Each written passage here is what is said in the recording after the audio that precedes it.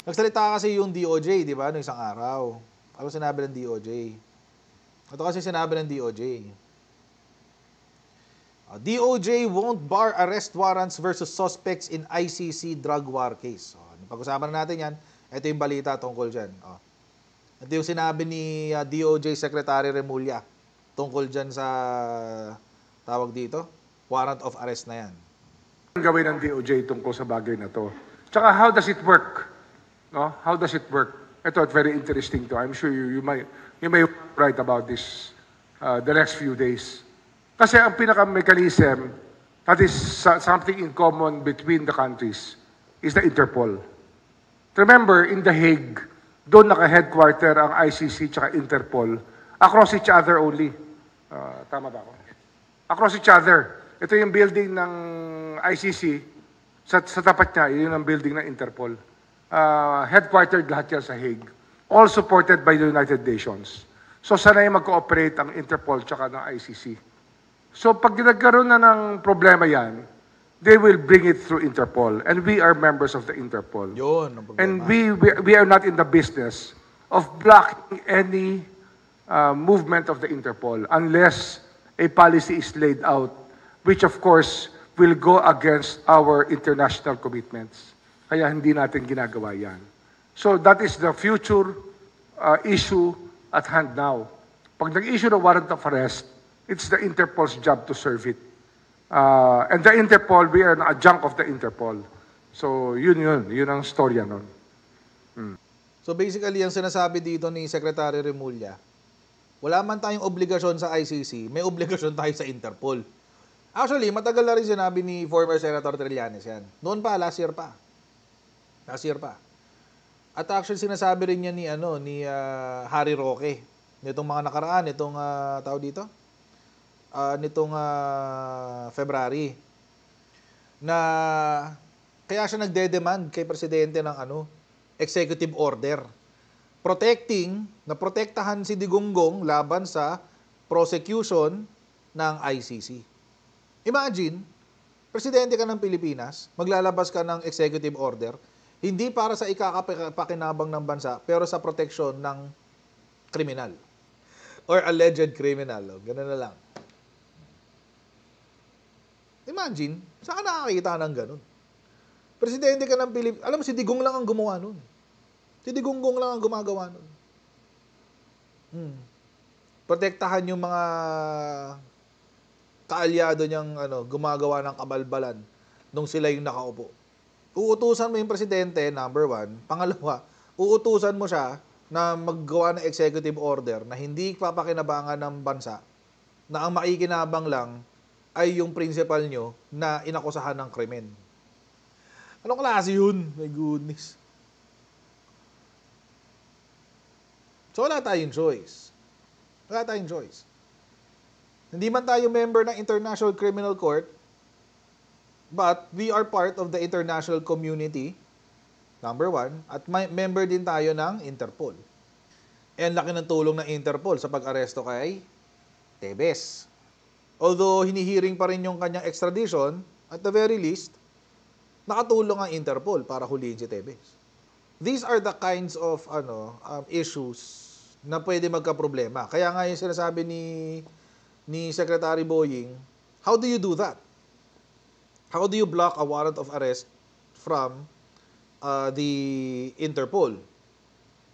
At sinabi niya, we are not in the business of blocking the Interpol or serving warrants of arrests. So yun, tuloy natin. Hindi na po pipigilan ang Interpol na pumasok dito para Alam mo yan, pag hinarang mo yan, magkakaroon tayo ng repercussions sa country. Exactly. Pag-aralan pa rin namin kung anong pwedeng gawin. We will study the possibilities of or the implications of dealing with the Interpol on this matter. But we are not in the business of blocking the Interpol's job, which is to fight international crime. Yan ang dyan eh. Yan ang very, very tricky part of it. So it's going to be a question of the Interpol's role in this world of ours. Kasi hindi naman tayo nag-iisang bansa eh. We are not North Korea. We are part of the world community. Diba? Sir, paano po yun? Hindi tayo miyembro ng ICC, pero tayo ay... Naalala niyo yung ano, na isang beses, pinag-usapan na natin itong topic na to. May binasa tayong parte sa Constitution, sa Section 2 ng Article 2. Ang sinabi doon parang ano, we will adopt the generally accepted principles of international law. Kasama yun doon sa sinasabi ni Sec Boying. Yung sinasabi niya dyan, paano mo pipigilan yun kung parte tayo ng world community? Di ba? Obligasyon natin yun. As part, ginawa niya example, hindi tayo katulad ng North Korea, nag-iisa ka lang bansa, na hermit country ka. No, we're not. Parte tayo ng world community. So, paano mo gagawin yun? Of course, yung sinabi niyang pag-aaralan, I don't think it will even happen. Parang, siguro para sa akin, pampalubag loob na lang yun, na statement. Hindi ako maniniwala dun. Pero, how do you do it? How do you not become a part of the international community? Lalo ngayon, mga kotsero, na yung ating involvement sa international community, matindi. Ngayon lang, nandiyan ng Canada, yung isang warship ng Canada, nandito for a goodwill mission. Tapos si Japan kahapon was here, nakikipag-usap sa presidente natin tungkol sa RAA, Reciprocal Access Agreement. The other day, nandito yung US na nag-commit ng $500 million. Na ngayon, sinasabi nila fake news daw, wala pa raw yung pera. Actually, if I'm not mistaken, yung budget na hinihingi ni Biden for the support of Ukraine and other stuff, kasama yata yun dun eh. But I'll have to confirm. So, pero ano yun, if I'm not mistaken, na-approve na yata sa US yun eh. If I'm not mistaken. I could be wrong. So, yun. Anyway, we are a part of the world community. So, how do we do it? Yun yung malaking question mark eh. Paano mo gagawin yun? Tuloy natin. Member ng Interpol, paano yung pagpapatupad nun? Kung sakasakali maglabas na nga ng warrant. Sa NBI. Kung diniretso na na ICC sa Interpol yan, may international notice na yan, meron ng notice ang Interpol, tapos merong request to implement, sila na mag-uusap niyan. Kaya nga, yan na kailangan namin pag-usapan din as a legal group within the government. Pero most of the time, we respect the action of the Interpol. 99% of the time, or maybe 99.9% of the time. Patay. We respect the actions of the Interpol 99% of the time. So, parang parang sure na sure kaming susundin namin sila. Pag naglabas ng warrant, ang ICC sa pamamagitan ng Interpol, sure na sure kami. 99%. Yung 1% na yon, kailangan mahusay ka makahanap ng loophole. Mahirap yun. Mahirap yung nangyari na yun, guys. Mahirap yung ganong sistema. Ang pangit ng odds. Ang pangit ng odds mo, men. 9 out of 10. Ang hirap. Ang pangit, men. Kaya nagpapanik ngayon tong mga Dotae supporters. Tulad kanina na pag-usapan natin si Bato de la Rosa. Yung sinasabi niya, yung statement niya kanina na he feels betrayed is a statement out of panic. Nagpapanik na siya, tatakot na siya. Ano ba talaga mangyayari? Papa-aresto ba ako ng current administration o hindi? So it's out of panic. Ngayon mga kotsero, out of panic, naglabas na naman sila ng bago. Oo. Ito ngayon, si Harry the Caller. Si Harry Roque. Cathy Binag daw. OMG!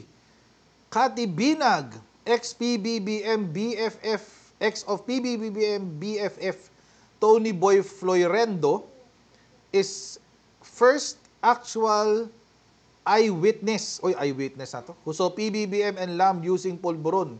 Lam even offered her. May ganong drama. Oo. May ganong drama, guys. Meron na silang eyewitness. Oo. Kasi yung huling eyewitness nyo, hindi umubra eh. Di ba yung huling eyewitness nila sa PIDEA Leaks, hindi umubra? Hindi umubra eh. Hindi umubra. Oo. Anyway, hindi pa dyan natapos. Ito pa. Sabi ni Harry Roque, ayan, nag-post pa. Ayan. Do you want? Oh no, I'm sorry, I don't do that. Then why are you here? Gumanon siya. Ayan. Ito raw yung naging conversation, sabi ni Harry Roque. Ito na raw yung naging conversation. Okay. No. This is not hearsay. This is not hearsay. Alam niyo kung bakit? If this person, if this Kathy claims na nakita niya at inoferan siya ng drugs ni Lisa Marcos, hindi na yan hearsay. That's first-hand testimony. Ang hearsay, mga kotsero, yung ginagawa natin ngayon, ito hearsay ito. Sinabi ni Cathy na nagda-drugs daw, inoferan daw siya ng drugs ni Lisa Marcos. Ito yung hearsay, yung ginagawa ko ngayon. Ito yung hearsay. Ito, if it is true, again, this is a big if, napakalaking but or if nito. Napakalaking if niyan. If this is true, then, this is no longer, hindi na to hearsay. This is first-hand information. First-hand testimony na yan. So, assuming na totoo ang sinasabi niya, they have a case. Assuming, okay? Take note, assuming kung sakali sa Tagalog. Kung sakali na totoo ang sinasabi ni Cathy Binag or Banag, hindi ako nanonood kasi kay Maharlo kay Claire Binag or Banag, I don't know. Kung totoo itong sinasabi niya, then, mga kotsero, they have a case. Meron na silang proof, therefore, pwede na silang mag-file for impeachment. Kung totoo. Kung totoo. Again, that's a big if. Pero ito ngayon yung sinasalsal nila na issue. Tapos ito pa, sabi niya, ito muna, or mamaya na yan. Yung mga nakaututang dila nila, tulad ni Bobby Tiglaw. Ito, idol ko to dati si Bobby Tiglaw eh. So, kinain na ng sistema. Magaling siyang manunulat, magaling siyang researcher, kaso, syempre, hindi pa rin natin matanggal sa katawan natin ang bias. Di ba? So, isa siya sa mga ganun. Isa na siya sa mga ganun. Sa mga kinain ng sistema ng digunggong. So, naging dotae na siya. Nilamon na siya ng sistema. Isa pa siya. This is explosive. Ang isa sa Voltes 5. I don't even know who Voltes 5 is. Star witness sa Polvoron Live with Cathy B. Anyway. So ngayon, ito yung binibuild up nila. Again, this will only have weight if, and that's a big if it is true. Kung totoo. Meron pa kasing sinabi si Harry Roque. Sabi niya, ito. Ngayon, what we have, FPRRD saying he saw evidence that PBBM is a user. Sabi niya. Agent Morales saying that a confidential informant gave info that PBBM is a user. Nikki Coseteng saying that in their circle it is widely known that PBBM is a user. A pulboronic video authenticated by Deepware. Deepware, oh my God. Deepware showing a man with close resemblance to PBBM sniffing a powdery white substance. And now, Cathy Binag, an eyewitness who saw PBBM sniffing a powdery white substance at least 5 times with no less than lamb once offering her some. Ano pa ang gusto nyo? Kilos na tayo. O yun. Ang ending, mga kotsero, gusto nila ng People Power 3. O di kumilos kayo. For all intents and purposes, go ahead. Try nyong punuin ng ngayon, Liwasang Bonifacio. Kasi nakakailang rally na kayo sa Liwasang Bonifacio, walang nangyayari. Isa-isahin natin. Unahin natin yung sinabi niya na may nakita daw ebidensya si Digonggong na nagdodroga daw si PBBM. Si Digong mismo nagsabi na mali yung sinabi niya. Binawi nga niya yung sarili niyang statement. Ex-President Duterte says he never called Marcos a drug addict. Naalala niyo mga kotsero yung maisog ng January 2024? Doon niya sinabi na may nakita siyang dokumento ng PIDEA na nakita niya yung pangalan ni Bongbong Marcos na siya daw ay naging subject for nasa drug list, PIDEA drug list. Si PBBM. Doon niya unang sinabi yun. After 28 days, after 1 month, kasi January 28 yun or 24, either of the two. After 1 month, February 28, 2024, anong nangyari? Binawi niya. Hindi wala akong sinasabing addict si Bongbong Marcos. Yan Wala akong sinabi na ganoon. Even if you kill me 1,000 times, wala akong sinasabing ganoon. Make it taking a drug. Pero kung sabihin mong addict, wala akong sinabing ganyan. Patayin ako ni Marcos yan, maawa ka naman sa akin, matanda na ako. So Harry Roque, pinahiya ka ng amo mo. Number 1. Pangalawa, Agent Morales nyo, pagod na. Agent Morales nyo, pagod na. Bakit? Tingnan nyo, hanggang ngayon walang hearing ulit. PIDEA leaks, tapos na, di ba? Walang hearing na nasundan. By the way, bukas na ang session, bagong session ng Senado. Bukas na ang bagong session ng Senado. Wala pa rin schedule ng hearing, di ba? Bakit? Paso Na-detain wait, lakihan natin. Estrada cited Morales in contempt for lying about his personal record while Santiago earned De La Rosa's ire for admitting that he bluffed Morales so he can appear before the Senate. Pero pinalaya na sila. Wala na sila. Napalaya na. Pero na-detain sila. Nagsisinungaling sa Senado Nabistong sinungaling. Sunog. Wala na. Tapos ang boxing. Tapos Nikki Cosseteng, irrelevant. Again, it's her own opinion, but it was never confirmed. Walang lumabas na ebidensya na totoo yan. Next, etong pulboronic video na yan, na inauthenticate daw ni Deepware. Wait, inauthenticate ba talaga ni Deepware? Kasi, ginawa ko rin yung ginawa nilang authentication, quote-unquote. Bakit suspicious? Deepware yan. But suspicious? Website yan, hindi yan picture. Baka ito lang yung reference nila. Hindi overall. Baka kasi ito lang ang reference nila. Ito. Baka yan lang. Yung isa-isa. So, ibig sabihin, mga kotsero, sa apat na to, 50% ka lang accurate. Abogado pa naman to si Harry Roque. 50% ka lang accurate. So, 50-50. Kaya nga suspicious kasi 50-50 ka lang So, anong authentication dyan? Saan ka nakakita ng authentication na 50-50? Well, this is also on the spot. Gusto nyo ulitin ko? Ulitin ko, wait. Deepware. Ulitin natin. Pakita ko sa inyo. Ayan, live yan Wala akong, hindi yan this is the live website. Wait.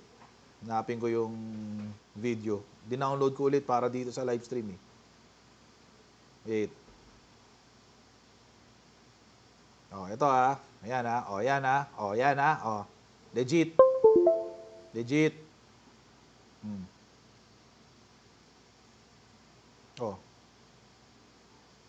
Suspicious pa rin. Wala naman nagbago Suspicious. Bakit? Kasi nga, 50-50 ka lang. Out of all the models na ginamit para i-check kung yung video mo, totoo o hindi, di ba, Weng JP? Salamat sa super chat. Out of the 4 models, 2 lang ang posibleng hindi. No deepfake, no deepfake. Pero 2 suspicious. 50-50 ka lang. So ano ngayon na magiging basis mo dyan sa authenticated video? It's not authenticated. Uy, nag-gold si Yulo. Congratulations! Wala akong palakpakan dito. Dito na lang. Woohoo! Congratulations, Carlos Yulo, for winning the gold! Imagine, mga kotsero, ang basis nila ng authenticated, 50%. Kaya pala kayo, hindi ko alam, dapat kasi pag authenticated, dapat mga 9. Halimbawa, tawag dito, DNA test, paternity test. Ay, may gandang example nito. Paternity test. Halimbawa, paternity test. Kapag ikaw ay hindi naka 99.999999999, ibig sabihin, hindi ikaw yung tatay. Para ikaw maging tatay nun, kailangan 99.9999999. Ibig sabihin, walang ibang pagbabasihan. Walang question mark. Pero pag ikaw hindi ka naka 99%, ay hindi ikaw yung tatay. Bawa, 50, 30, what have you. Wala, hindi ikaw. Hindi ikaw. Yun ang authentication. Suspicious, sasabihin nyo authenticated. What kind of bullshit are you selling, Attorney Harry Roque? What kind of BS are you selling to the Filipino people? Nakakadiri kayo, di ba, Honeybee? Nakakadiri sila. Tapos ngayon, may bago kayo. Yung Kati Binag. Oh. Yan, si Kati Binag. I don't know this person from Adam. Hindi ko siya kilala. At wala rin akong pakialam sa kanya. Pero eto na lang ay sasabihin ko dyan. Kung lehitimo yung kanyang kwento, abogado ka naman, Attorney Harry Roque, I dare you, Attorney Harry Roque, pumunta ka na sa Committee on Justice ng lower house. Pumunta ka na dun. Mag-file ka na ng articles of impeachment mo. I dare you. Punta ka na sa lower house, Committee on Justice, mag-file ka na ng articles of impeachment. Dahil kung matibay ang ebidensya nitong Kati Binag na to, might as well, ipa-impeach na natin. But, again, mga kotsero, we have to make sure that it is still relevant in the present day. Kasi kung 2007 pa yan, 1985, 1986, 1995, 1996, what have you, ay hindi na relevant yan. Kahit totoo pa, hindi na relevant yan. Actually, malabo pa nga na totoo yan eh. Pero sabihin na natin totoo. Sabihin na natin, let's play the devil's advocate. It's still irrelevant. At nakakadiri kayo, Harry Roque. Nakakadiri kayo, Dutae, Digonggong. Nakakadiri kayo. Na gumagamit kayo ng mga taong ganito para lang i-forward yung political agenda nyo. Nakakadiri kayo. Ito alam nyo mga kotsero, itong Kati Binag na to, biktima lang din to eh. Or Banag, whoever that is. Biktima lang din yan. Parang si Morales, biktima lang din daw yan. Alam nyo kung ba't pinapaulit-ulit nila yan? Ba't nila pinapaulit-ulit yan? Kasi gusto nilang bigyan ng palaman o bigyan nilang gustong laman yung call for drug test nila. Yung call for drug test. Gusto nilang bigyan ng laman yun. Gusto nilang kumbinsihin ng taong bayan na oo, dapat nga magpa-drug test si BBM. Ang problema sa kanila, mga kotsero, nagpa-drug test na nga si PBBM. Ayaw lang nilang tanggapin kasi hindi nila gusto yung resulta. Hindi kasi nila gusto yung resulta. Ito kasi yung resulta. Naalala nyo to sa Senate hearing? Nung lumabas si St. Luke's, kasi si Morales, ang daldal eh, kung ano-ano sinasabi eh. Sinabi ni Morales, peke daw yung sa St. Luke's na resulta. Ano nangyari? Inimbita si St. Luke's. Yabang ni Bato eh. Imbitahin natin yung St. Luke's. Imbitahin natin. Kumpirmahin natin kung totoo yan. Peke yung yung drug test. Syempre si St. Luke's, mga kakotsero, may pangalan po protektahan yun. Pupunta yun doon sa hearing. Pupunta yun doon sa hearing. May pangalan yun, St. Luke's kami. St. Luke's kami. Tapos kami sabihan yung peke. Punta sa hearing. Anong sinabi ng St. Luke's? Gereza Reyes, the drug analyst for St. Luke's Medical Center, BGC, who signed the drug test report, said that the drug test kit produced a line that showed Marcos tested negative for cocaine.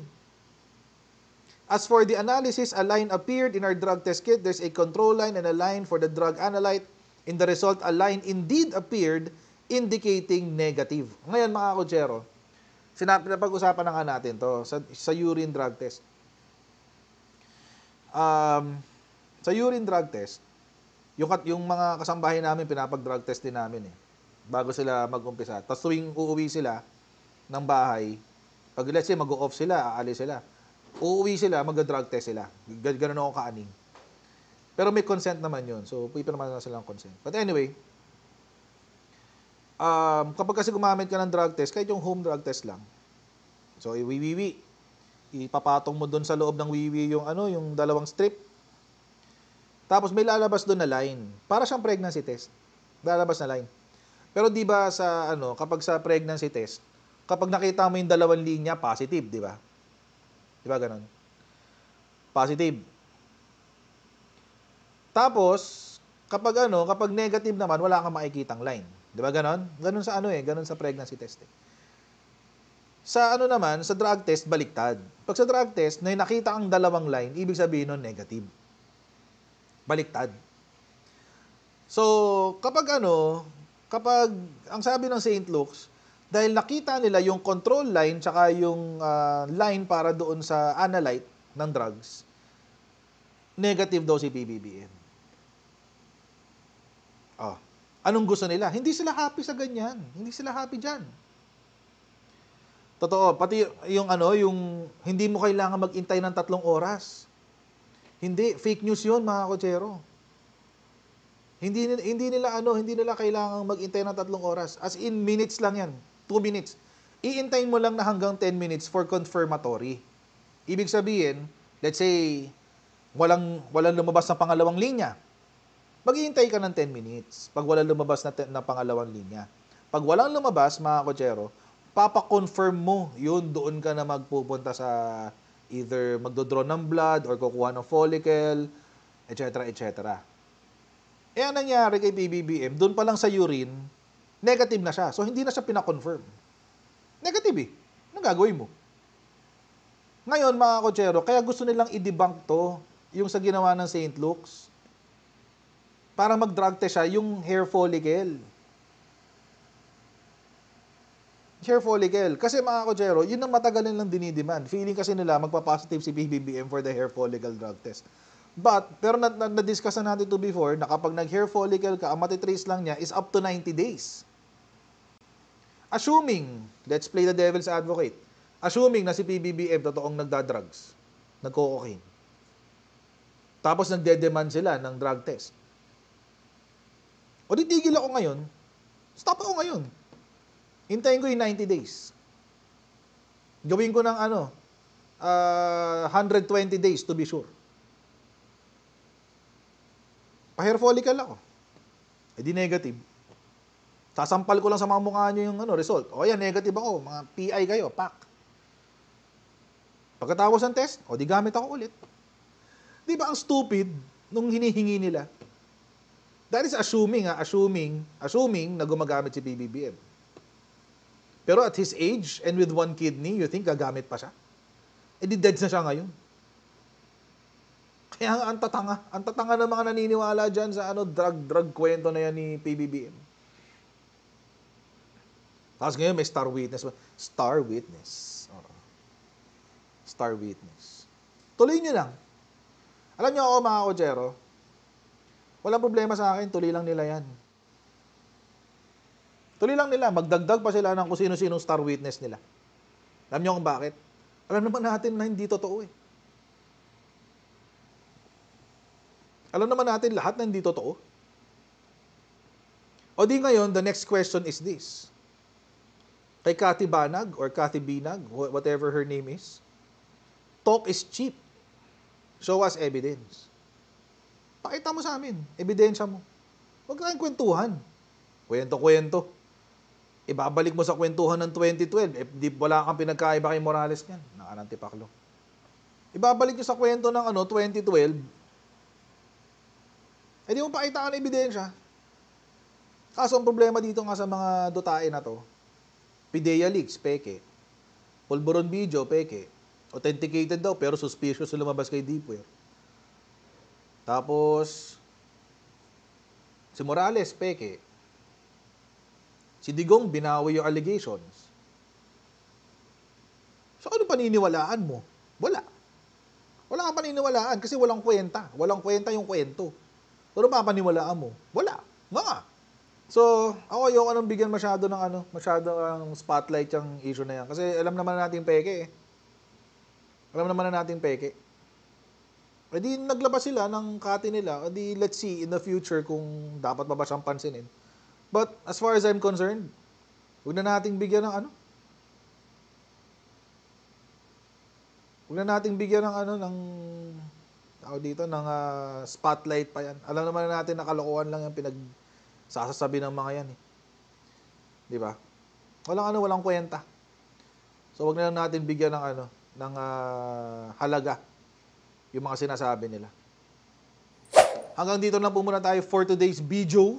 Okay? And I'll see all of you in our next live stream. God bless and see you next time, guys. Right? Bye!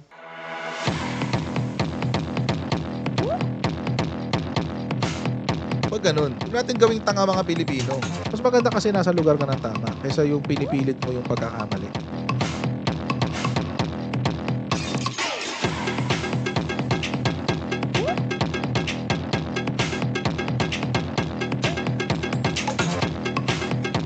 Are they willing to go that far? Hindi makakalimutan ng Pilipino yan hanggat di nasasagot niya.